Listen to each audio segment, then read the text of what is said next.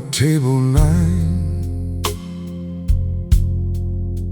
had been staring at the door. The woman at table 9,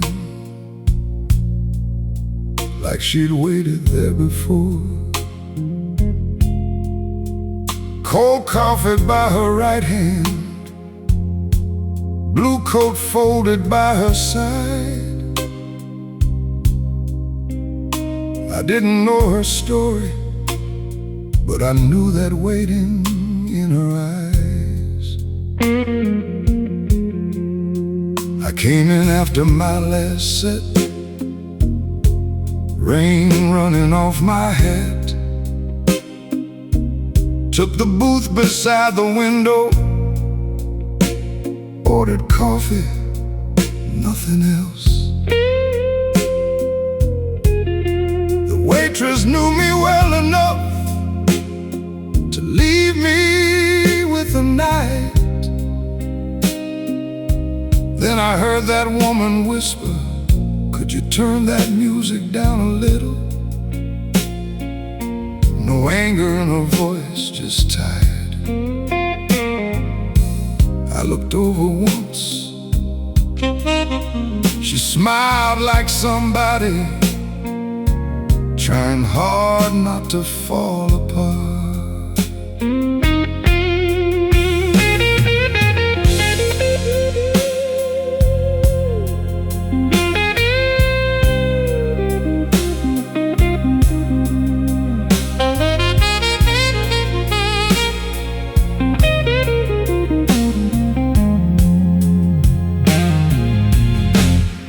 A little after 2, her telephone finally rang. She picked it up so quickly, her coffee shook inside her hand. She said, "Hello," then listened.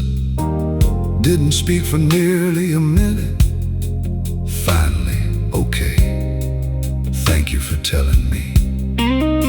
She put the phone face down, closed her eyes. The waitress brought more coffee, but she never touched the cup. I knew enough about bad news not to ask what happened. Still, something in that room wouldn't let me look away. The woman at table 9, waiting underneath that yellow light. The woman at table 9, carrying something heavy through the night. I never knew her name, she never asked for mine. But sometimes two lonely people recognize the same kind of night. She reached inside her handbag and pulled out one photograph. A young man in a graduation gown, her arm around his back. She looked at it, then laughed once, quiet, broken. Said to nobody, he always hated pictures. I don't know why I answered, maybe silence needed help. I said, "My boy does too." She looked at me, first time our eyes really met. Then she said, "Mine won't be taken anymore." Nothing dramatic followed, no crying out, no scene, just one sentence sitting between us while rain moved down the glass. The woman at table 9, waiting underneath that yellow light.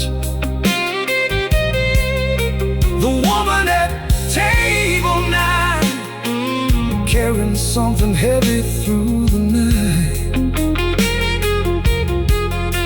I never knew her name.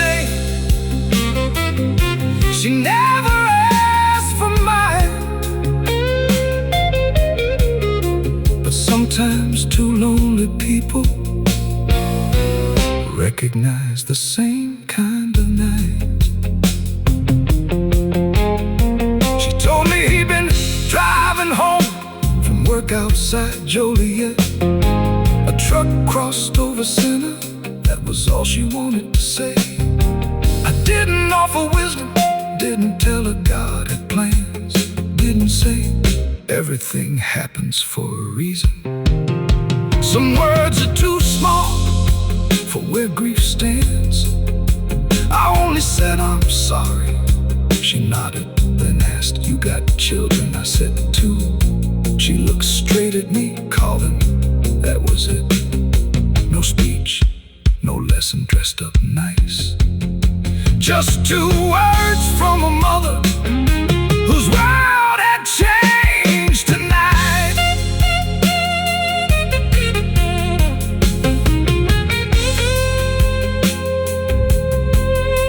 At 3:15, a man came through the door. Gray coat, the rain on his shoulders. She stood before he reached the table. He held her. She finally cried, not loud, just enough to make everybody in that diner look somewhere else. I turned toward the window, gave them what privacy a room like that could give, then took out my phone, my son's name first. Too late to call, so I wrote, "Thinking about you, call me tomorrow." Then my daughter, same message. No apology, no emergency, just love before there was a reason. The woman at table 9 never knew what she gave me that night. The woman at table 9 put two old names back into my life. I never knew her name. She never asked.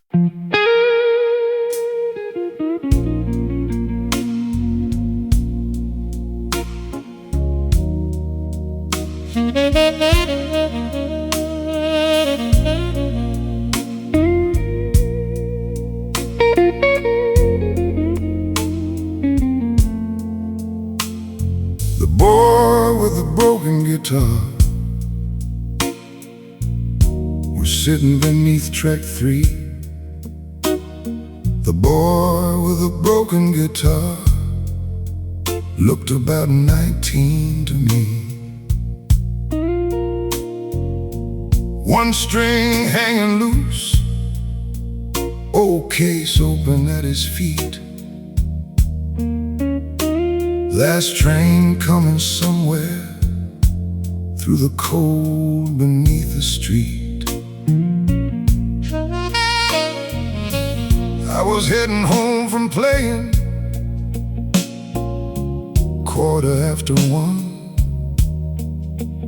Hands still smelling like old strains. Night's work finally done. He had a cheap red hollow body, scratches down the side. Kept turning one dead tune in pay, trying hard to make it right. I walked past him at first, then heard him curse real low. Something in that tired sound made my old feet stop and slow.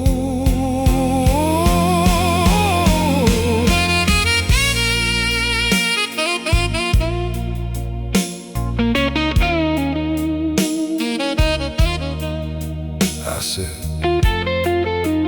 "Let me see that thing." He looked up like I might steal it, then handed me the guitar.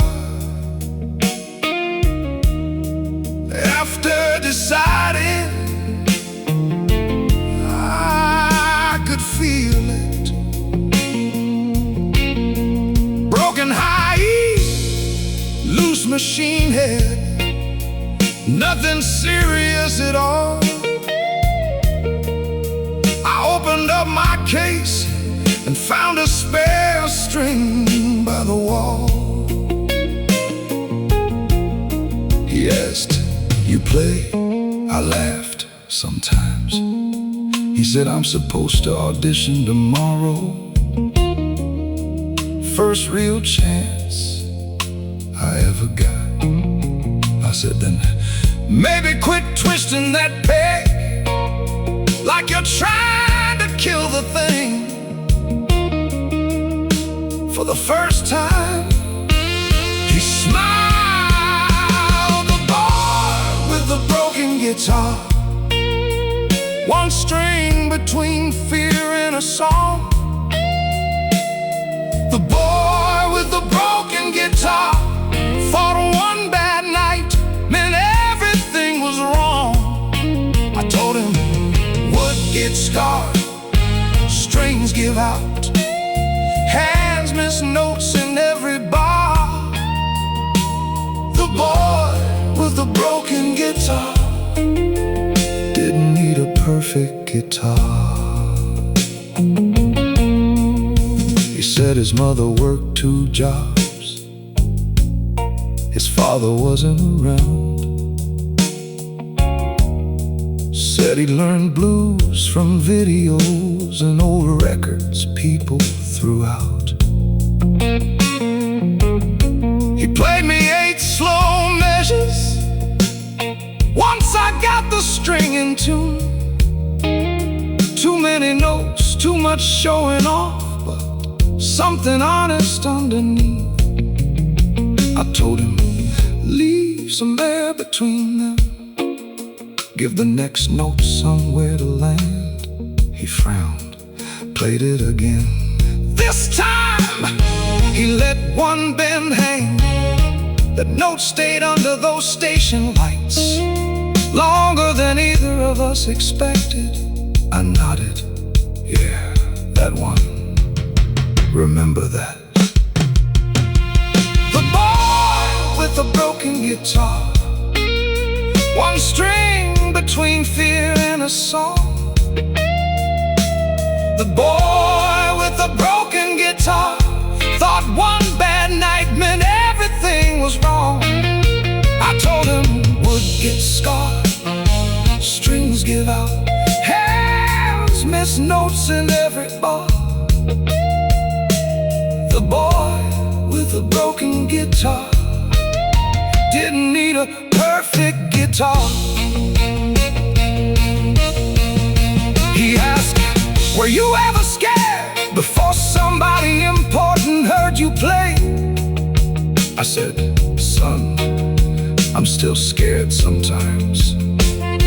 He laughed, didn't believe me, so I told him about my first club, 20 people in the room. How my hand shook so badly, I dropped my pick before the tune. An old player backstage told me, nobody came to watch you be perfect, give them something true. I had forgotten those words until I heard myself say them. Funny how advice travels, one old man to another, then another, waiting on a train. The train lights appeared down the tunnel. He packed his guitar slowly. Before he closed the case, I slipped 2 extra strings inside. He said, I can't pay you. I said, good. Then someday, give one to somebody else. Doors open, we got on different cars. Before they closed, he leaned out and called, hey, mister. I looked back, what's your name? I almost told him and smiled. Doesn't matter, go play tomorrow. The door shut. The boy with a broken guitar rode south beneath the city lights. The boy with the broken guitar still had his audition in the morning light. One new string, one honest bend, one little push before the start.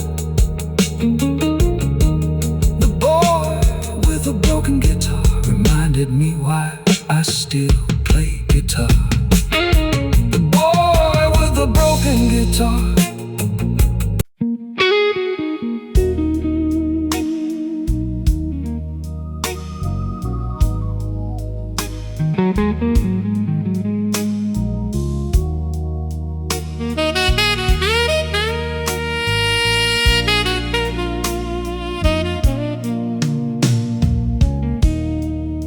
The driver who knew my street didn't need the address twice. The driver who knew my street said, been driving these roads all my life. Rain shining on the windshield, meter glowing red and green. Two strangers headed westward through a city half asleep. I climbed in after closing, guitar resting on my knee. Said the name of my neighborhood. He looked back and smiled at me. Used to live around that corner before the rents went high. Had a little place above a bakery with my wife and boys inside. His accent carried somewhere far beyond Chicago snow. I asked him where he'd started. He said, man, that's a long road.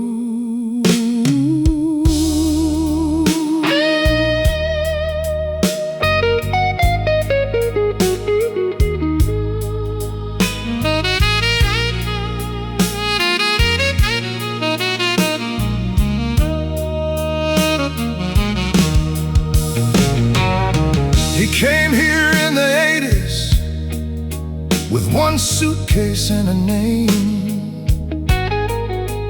Drove nights while taking classes, sent half his money home again.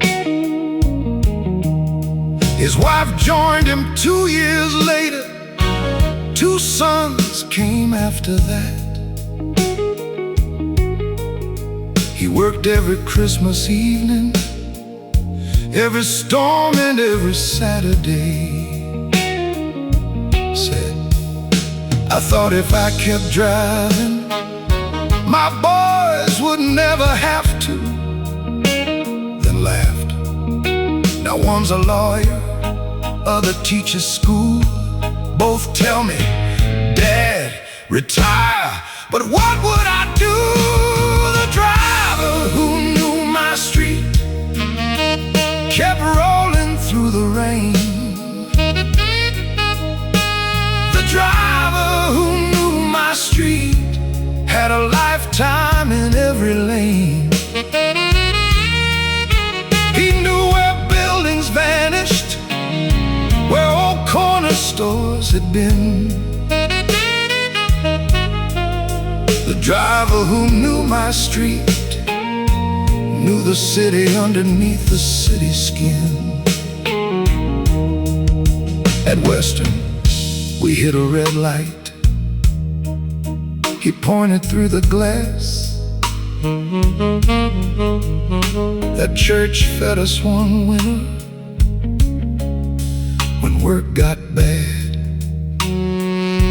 2 blocks later, that hospital, my youngest boy was born. Then that empty lot was once the shop where my wife worked mornings. Every corner held a chapter, every mile carried proof. I realized I wasn't riding with a driver, I was riding through his youth. He asked what I did. I tapped the guitar, played blues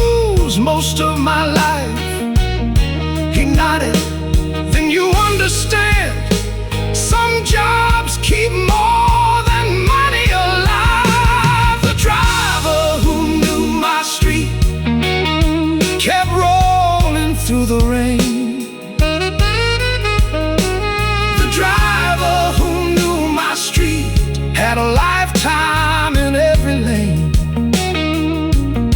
He knew where buildings vanished, where old corner stores had been. The driver who knew my street knew the city underneath the city skin. He said his wife died last October, first time his voice went low. 40 years she waited up to hear my key inside the door. Now I finish every shift, go home, and nobody asks how traffic was. I knew that kind of silence didn't offer any cure. Just said, yeah, a quiet house can make a long night feel even longer. He looked at me through the rearview mirror. Exactly. Sometimes that's all a man needs. Not advice, just somebody who recognizes the weight.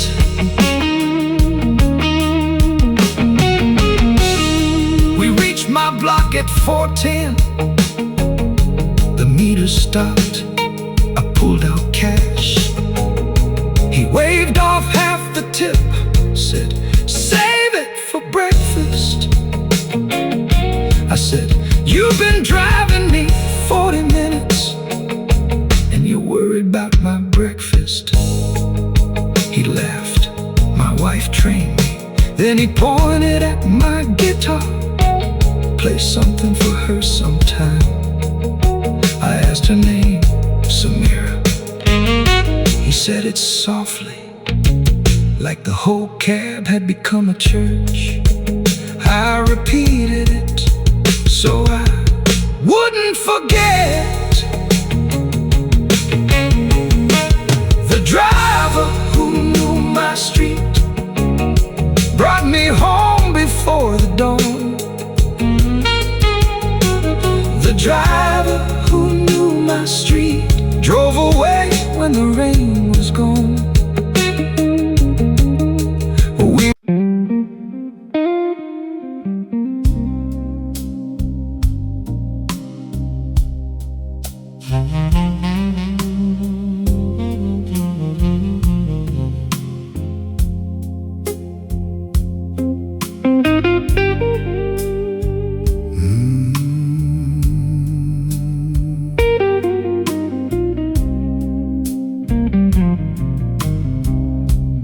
Man with 2 sandwiches sat across from gate 11. The man with 2 sandwiches, one untouched beside him.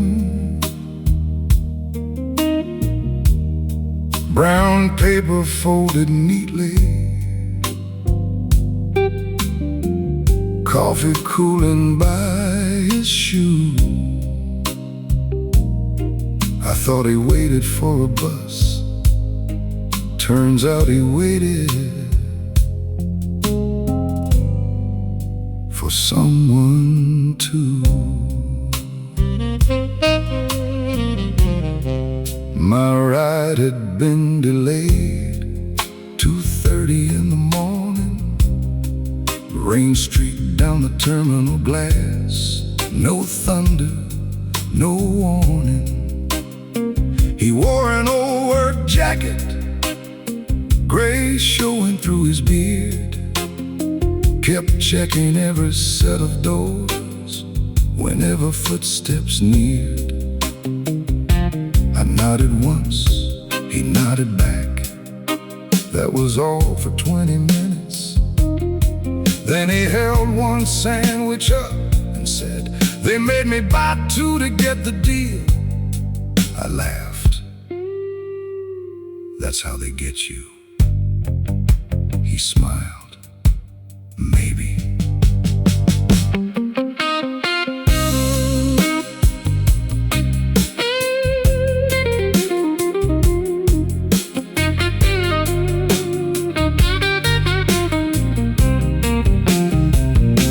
asked where I was heading. I said, home if this bus ever moves. He said, I'm not going anywhere. My brother's supposed to come through. Hadn't seen him 17 years, not since their mother's funeral. One bad argument in the parking lot turned into something permanent. He said, we both got stubborn, then stubborn got old. Tonight his brother was coming north after losing his wife. Called 3 days ago, first words in 17 years. You still in Chicago? The man with 2 sandwiches waiting underneath that terminal light. The man with 2 sandwiches, saving one for somebody from another life. 17 years of silence, and still he came down through. The man with 2 sandwiches said if he shows, I brought enough for 2. I asked what the fight was about. He stared down at his hands, then laughed once. Man, I barely remember. Something about their mother, money, who had done enough. He said, funny, ain't it? You can lose 17 years and forget what you were protecting. That stayed with me. I've carried arguments too, polished them until they looked important. Names I stopped saying, doors I stopped knocking, all because being right felt easier than being close. The man with 2 sandwiches waiting underneath that terminal light. The man with 2 sandwiches, saving one for somebody from another life. 17 years of silence, and still he came down through. The man with 2 sandwiches said if he shows, I brought enough for 2.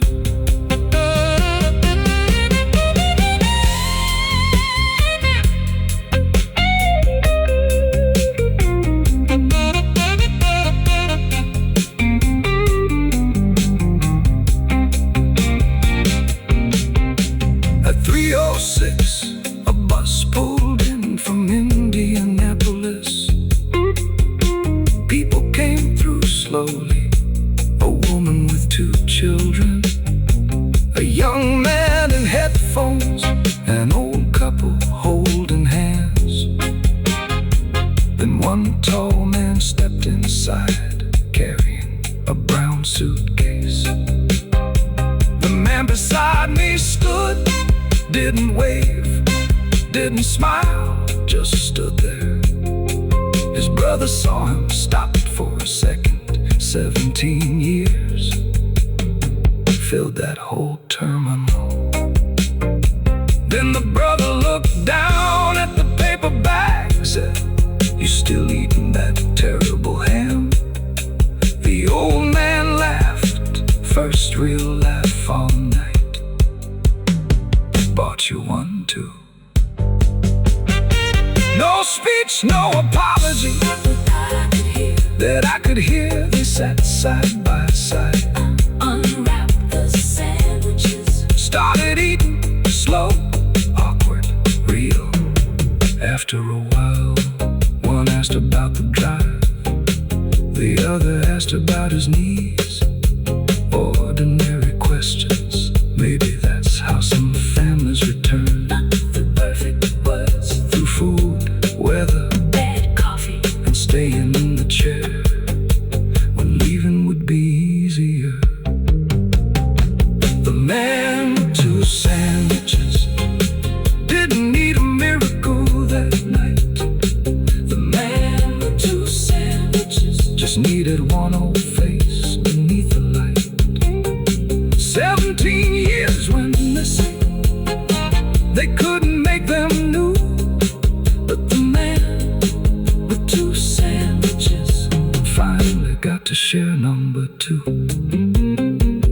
man with two sandwiches. I watch those brothers start again. Sometimes forgiveness enters quietly and asks, "You hungry?"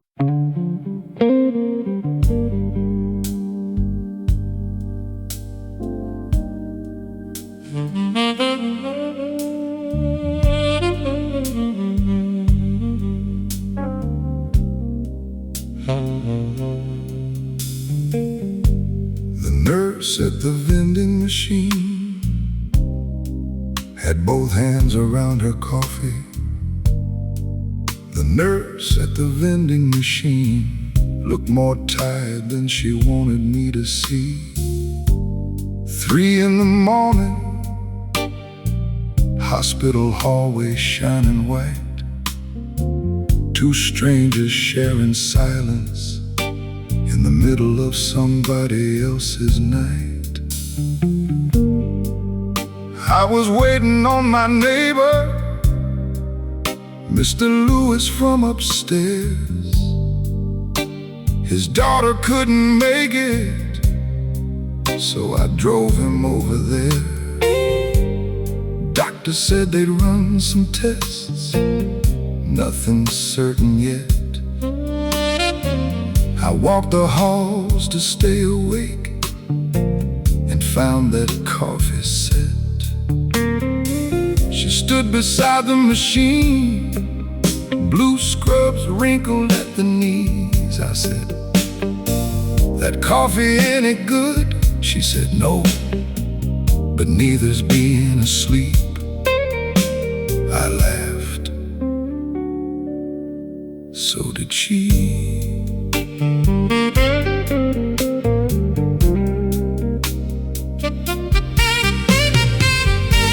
Her badge said Angela.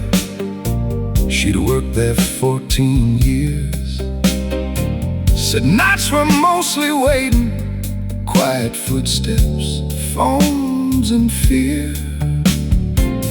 I asked how she kept doing it. She stared into a cup and said, "You learn that people don't always need somebody fixing stuff. Sometimes they need a chair, a glass of water, one person who doesn't leave. When everybody else gets scared, that line stayed with me. I knew a few rooms where I should have stayed longer." The nurse at the vending machine, standing underneath that tired light. The nurse at the vending machine, keeping strangers company through the night. She didn't know my history, I didn't know hers completely. But the nurse at the vending machine knew staying can be its own kind of mercy. She told me about an old man who died the week before. No family reached the hospital, no one came through the door. He kept asking if somebody could sit beside his bed. Angela stayed after her shift until he finally rested. She shrugged when she told me, said nobody should leave alone if somebody can help it. I looked down at my shoes, thought about every time I had walked away early.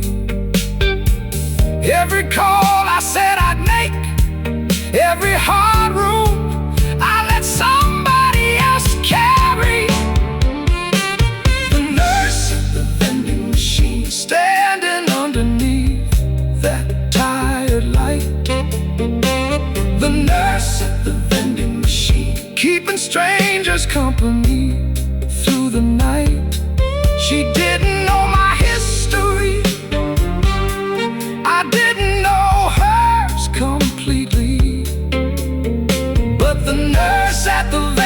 machine knew staying can be its own kind of mercy. An elevator opened. A young woman stepped out crying. Angela set her coffee down. Before the woman said a word, walked over, put one hand on her shoulder. No questions, no speech, just stood there. I watched from across the hallway and understood something simple.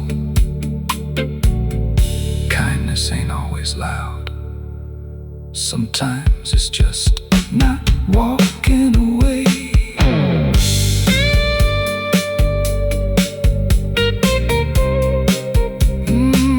My phone buzzed. Mr. Lewis was awake. The doctor said nothing dangerous showed. I found him sitting up, complaining about hospital socks. Good sign. He asked, "You stay this whole time?" I said, "Yeah." He nodded, didn't make much of it, but I did. Because once I would have dropped him off and gone home. Tonight I stayed. Maybe strangers teach you things your own life has been trying to say for years. The nurse at the vending machine never knew what she changed that night. The nurse at the vending machine just kept doing what she thought was right. No sermon, no grand lesson, no spotlight shining clearly. The nurse at the vending machine showed me staying can be its own kind of mercy.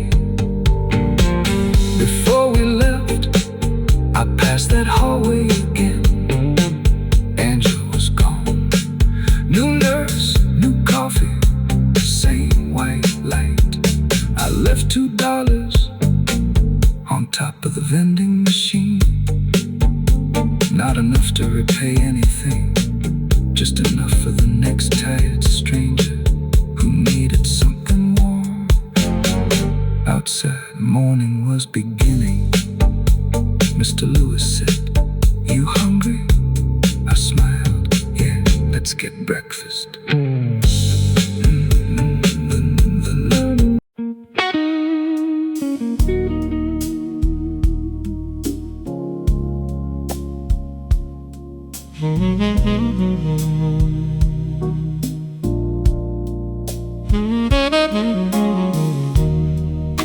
The janitor on floor 12 was polishing an empty hall. The janitor on floor 12 knew nobody there at all. City lights behind the windows, 3:40 on the clock.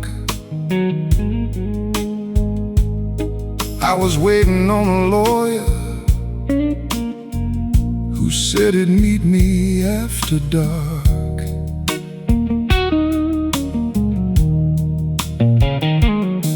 Some paperwork from years ago had finally found my name. A contract from an old record deal, money tangled up in claims. I sat outside that office, getting angry by the minute. Then that janitor rolled past me, slow and quiet with his bucket. He said, "Long night." I said, "Long life." He smiled. "Those take longer." I laughed despite myself.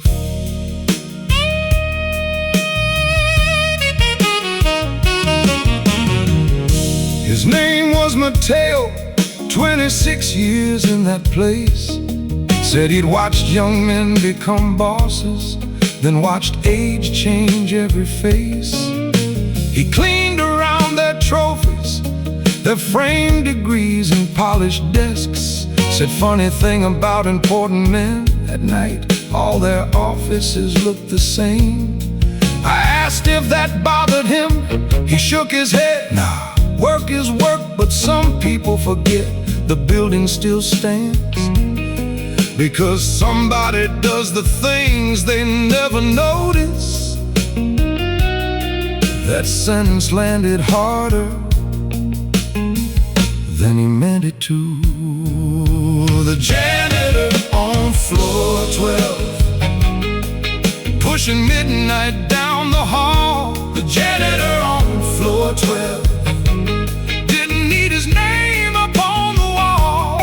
He cleaned what others left behind, then went home before the dawn. The janitor on floor 12 made me wonder what I'd stepped over all along.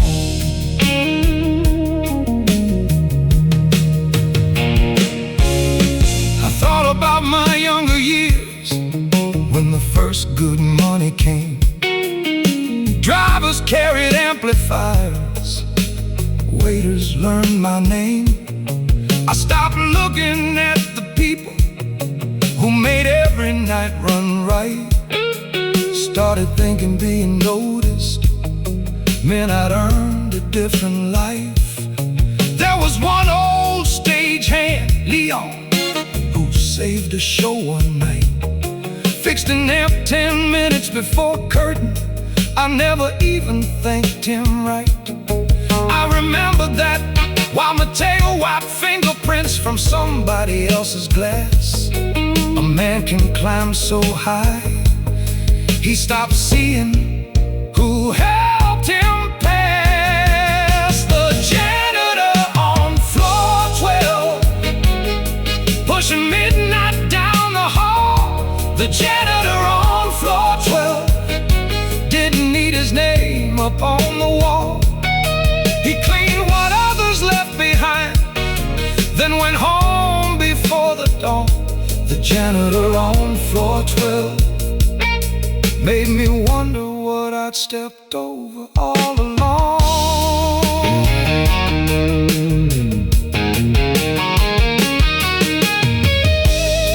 The lawyer finally called, said sorry, something came up.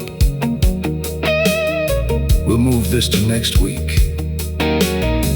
I nearly cursed, then looked at Mateo.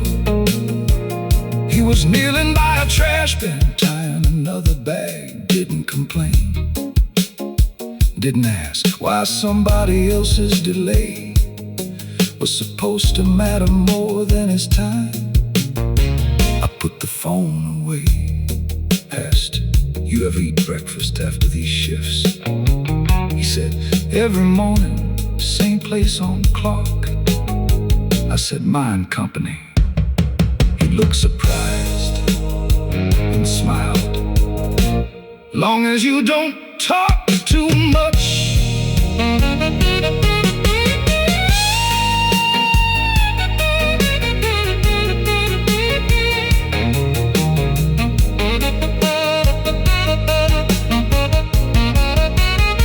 At 5:10, we walked out together. No lawyer, no contract, no money set. And somehow I wasn't angry anymore. Mateo locked his cleaning cart in a basement room, took off his work gloves. His hands looked like my father's, rough, cracked, useful. I realized how many good men I spent my life passing without learning their names. So I asked about his family, 3 daughters, 5 grandchildren, 1 wife who still waited up with coffee. He asked about mine. For once, I didn't make the answer sound better than it was. The janitor on beside me toward the dawn. The janitor on floor 12 had finished what the night put on. No spotlight, no applause, no name above the hall. The janitor on floor 12 reminded me respect ain't something small.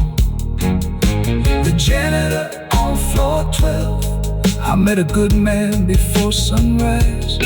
Sometimes you learn the most when you finally stop looking past somebody's eyes.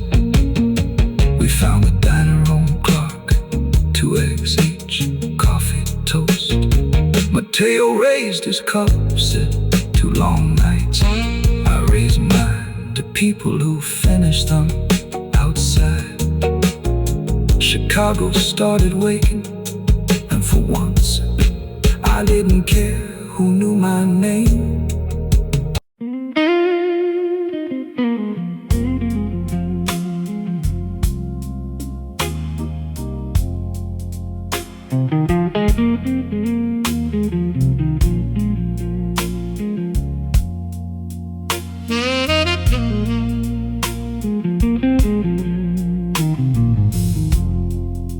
The mechanic under the viaduct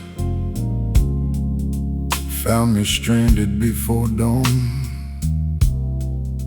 The mechanic under the viaduct said, don't worry, we'll get you home. Steam rising from the hood,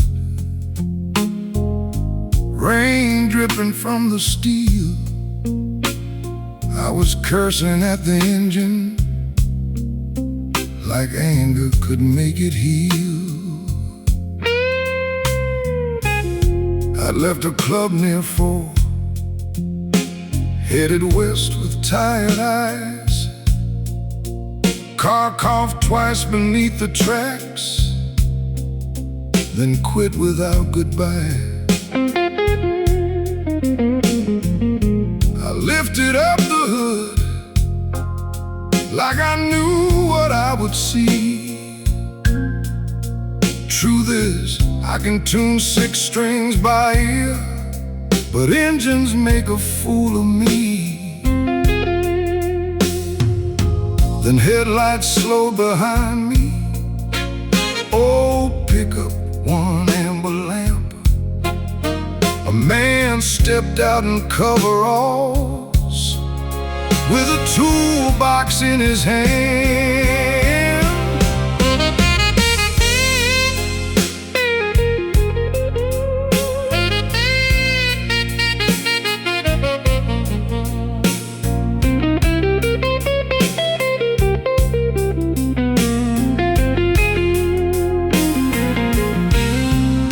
He said his name was Curtis, worked nights at a garage nearby.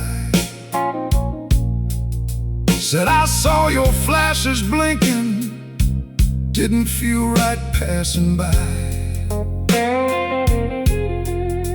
I told him I could call a truck. He said, yeah, you could.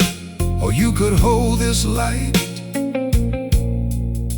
and let me see if something simple came loose. 10 minutes under that hood, hands black with grease and rain. He found 1 cracked connection, tightened something near the frame. Engine turned and started. I laughed like I'd won a prize. Curtis shut the hood and said, sometimes broken ain't the same as finished. The mechanic under the viaduct, working underneath that amber light. The mechanic under the viaduct didn't have to stop that night. No money asked, no favor owed, just 1 stranger seeing trouble. The The mechanic under the viaduct made a hard night feel less heavy. I tried to hand him 40. He pushed my hand away. Said, buy somebody breakfast who needs it more someday. I asked why he was out so late. He leaned against the truck. My daughter works the early hospital shift. I meet her when she gets off. Said she hated driving alone before the morning came. So every night he finished work, he waited near her place. She's 36, he laughed, still my little girl. Something about that sentence hit me softer than the rain. The mechanic under the viaduct, working underneath that amber light. The mechanic under the viaduct didn't have to stop that night. No money asked, no favor owed, just one stranger seeing trouble. The mechanic under the viaduct made a hard night feel less heavy. I thought about all the times I saw trouble from my car. Somebody pushing in the snow, somebody walking too far.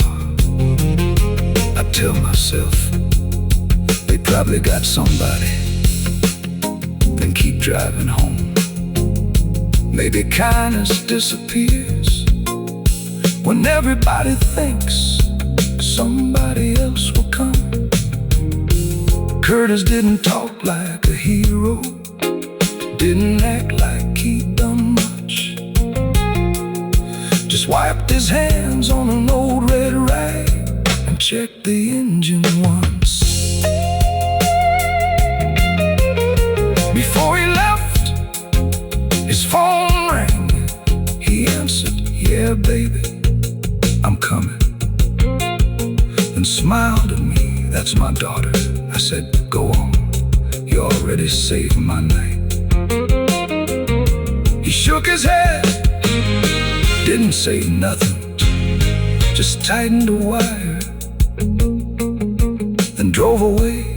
Funny, some men spend their lives making small things sound small. But standing there beneath that viaduct, I knew better. The mechanic under the viaduct got my old car running right. The mechanic under the viaduct changed more than a wire that night. No sermon, no spotlight, no reason anybody should know. The mechanic under the viaduct reminded me how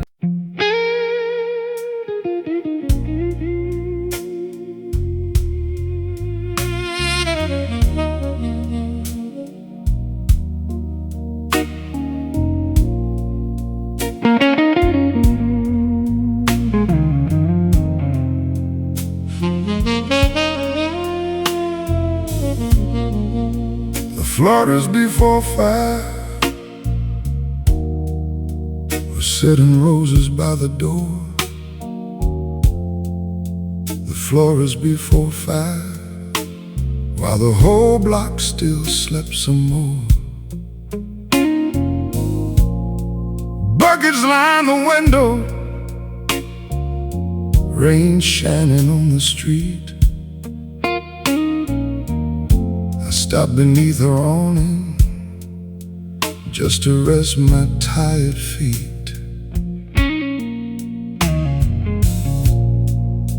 I've been walking from the garage while they check my car again. 4:30 in the morning, cold coming through the wind. She unlocked that little flower shop, turned one amber lamp on low, carried lilies from a van while the city moves slow. One box slipped from her hands, I caught it before it fell. She said, "Good reflexes for a man who looks tired as hell." I laughed. "Long night," she said, "they all are, when morning hasn't started yet."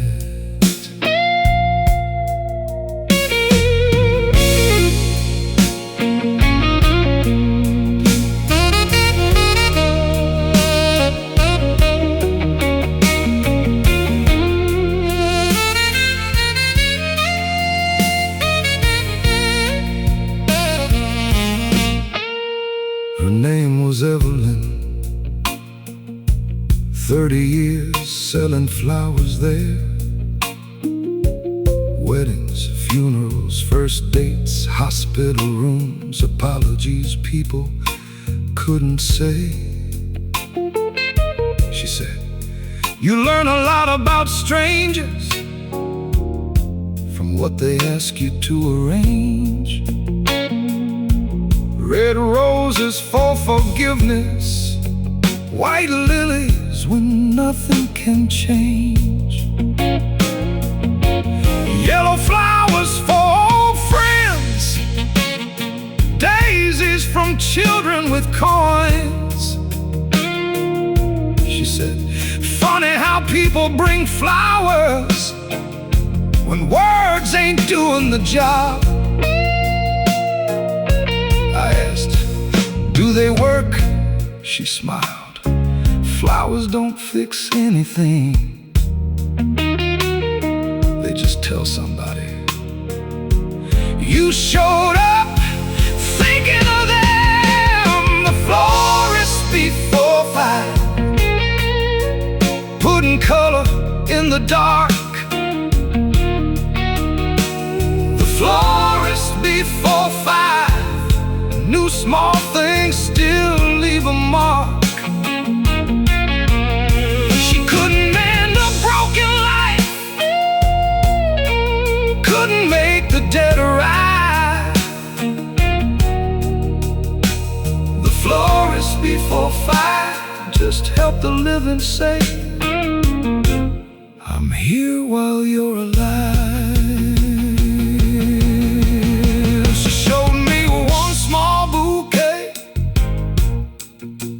Wrapped in plain brown paper, said, "That one's for a man upstairs. His wife comes every Thursday. He's been sick almost a year. Some days he knows her, some days he doesn't.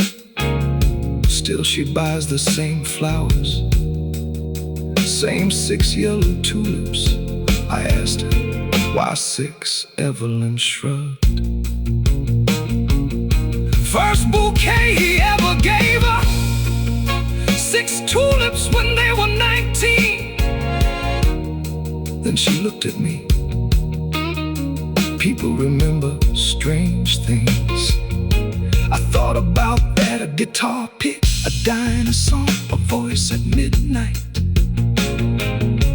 Maybe memory doesn't choose what looks important. It chooses what stayed warm." The florist before 5, putting color in the dark. The florist before 5 knew small things still leave a mark. She couldn't mend a broken life.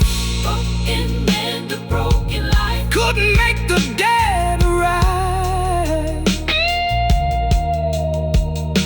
The florist before 5 just helped the living say, I'm here while you're alive. She showed me one small bouquet wrapped in plain brown paper. Said that one's for a man upstairs. His wife comes every Thursday. He's been sick almost a year. Some days he knows her, some days he doesn't. Still she buys the same flowers, same 6 yellow tulips. I ask why 6, Evelyn shrugged. First bouquet he ever gave her. 6 tulips when they were 19. Then she looked at me. People remember strange things. I thought about that. A guitar pick, a diner song, a voice at midnight. Maybe memory doesn't choose what looks important. It chooses what stayed warm. The florist before 5, putting color in the dark. The florist before 5 knew small things still leave a mark. She couldn't mend a broken life, couldn't make the dead right. The florist before 5 just helped the living.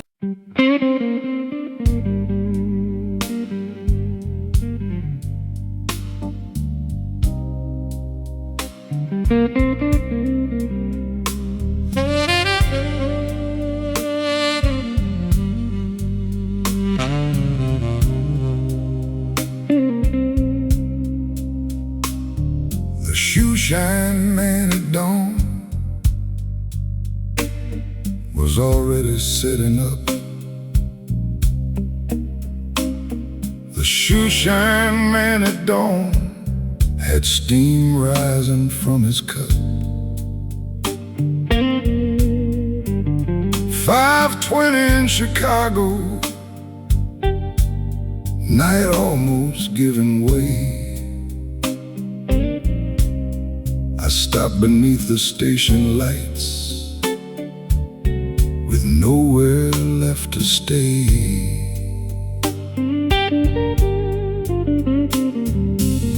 My shoes were wet from walking, mud dried around the side.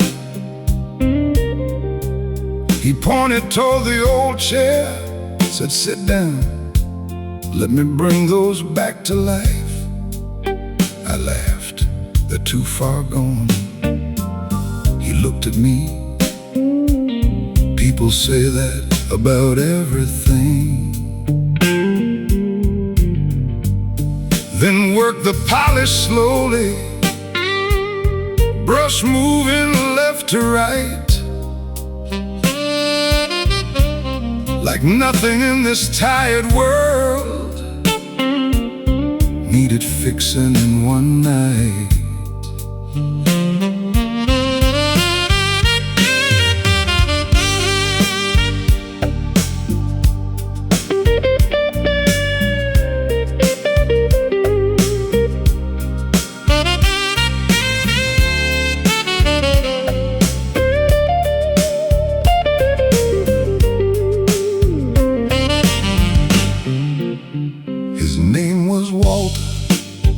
Said he'd worked that corner 38 years straight. Bankers, drivers, young men late for interviews, old men walking slow. He said, I've watched people come through here thinking one bad day was the end. Then 10 years later, they're back wearing better coats, complaining about something again. I smiled. Guess we don't learn he shrugged. We learn, we just forget. The shoe shine man at dawn, working while the dark moved on. The shoe shine man at dawn knew every night eventually gets gone. He couldn't change where I'd been, couldn't make the old years new.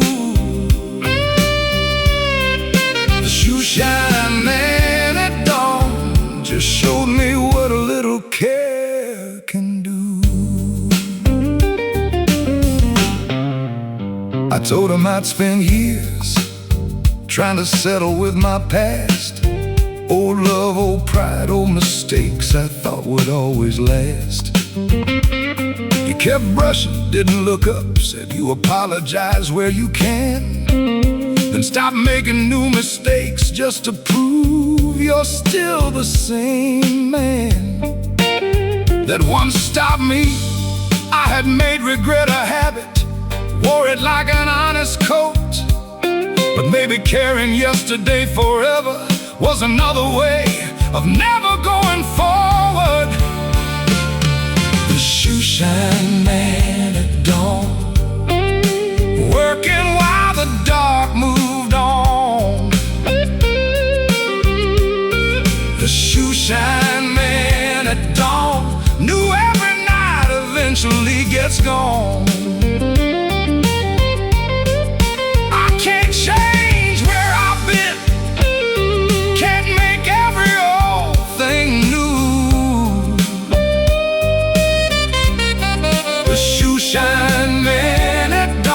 Said keep walking better than you used to.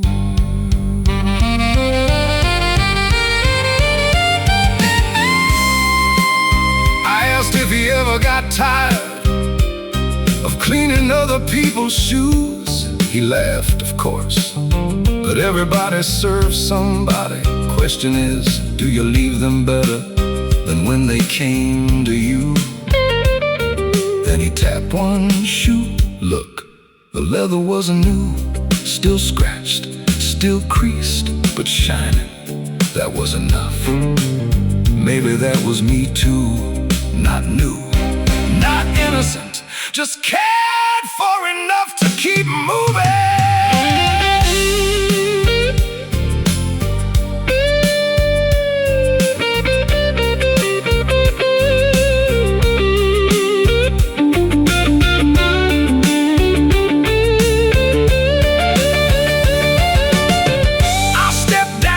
The chair, reached for my wallet.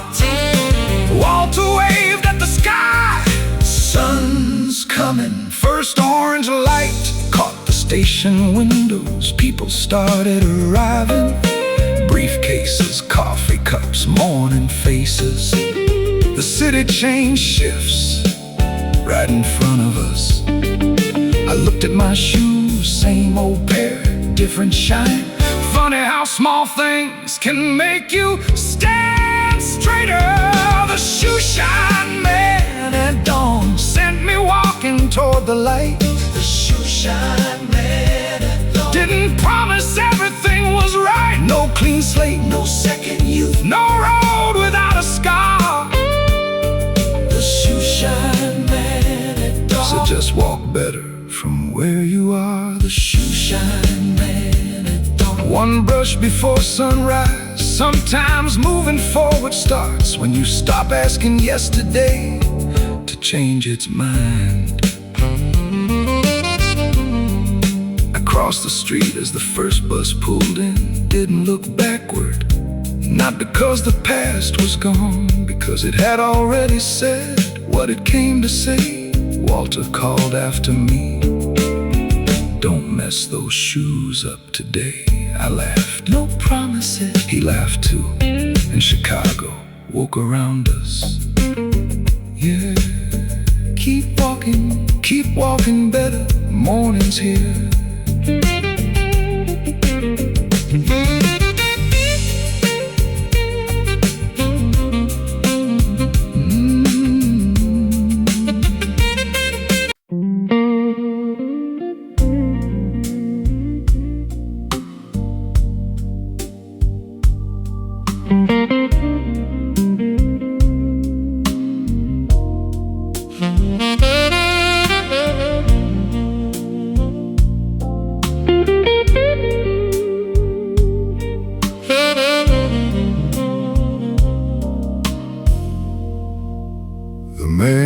feeding pigeons at sunrise was already on the bench. The man feeding pigeons at sunrise, throwing bread with weathered hands. Morning climbing over Chicago, night giving up the sky.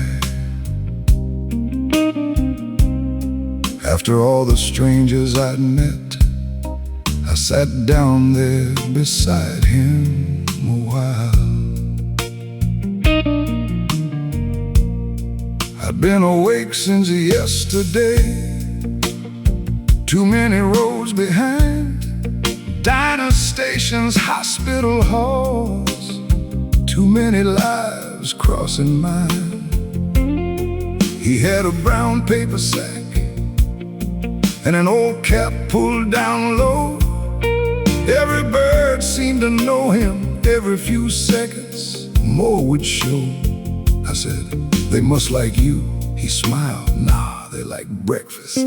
Then moved his bag between us. You want some? I laughed, not that hungry yet.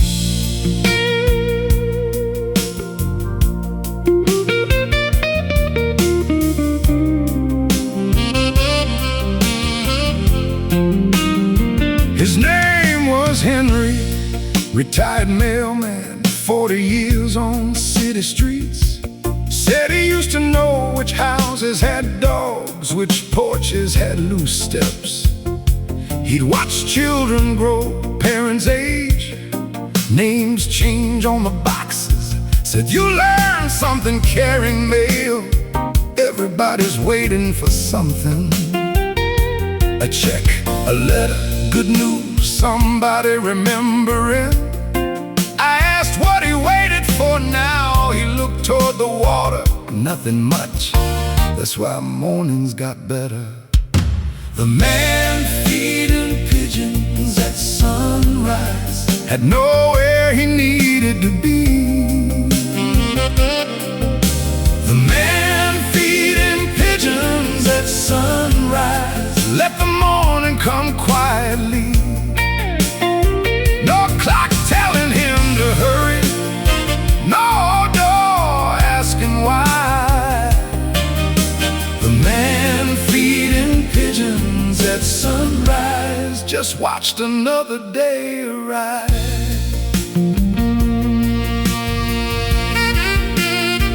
I told him I'd spent the whole night meeting people I didn't know.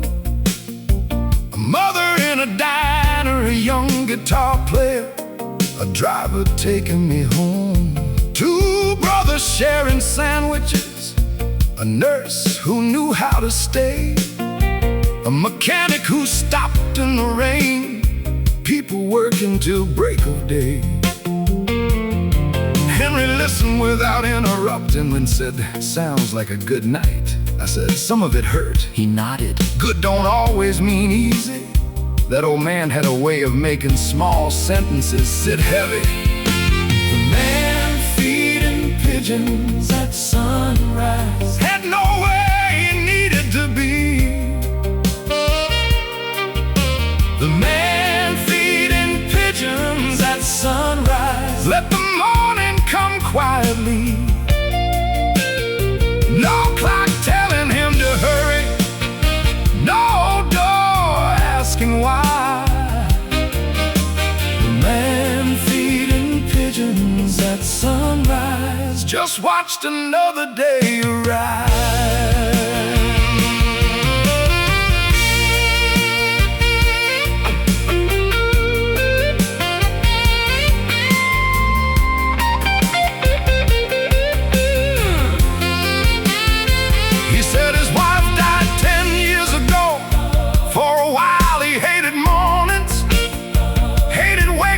To one cup instead of two.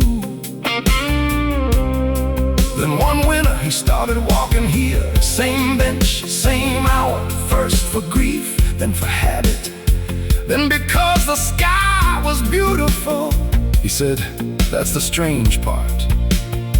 One day you notice you're not coming because you're sad anymore. You're coming because you like being alive. I didn't answer. Didn't need to.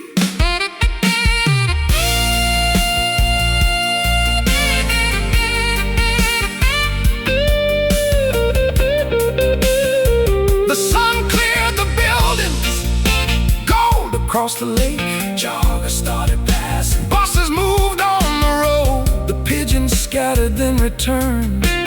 Henry stood slowly, folded the empty paper bag. Said, same time tomorrow. I asked, you talking to me or the birds? He laughed, Whichever one shows up. then walked away. No goodbye, just another stranger moving into the morning.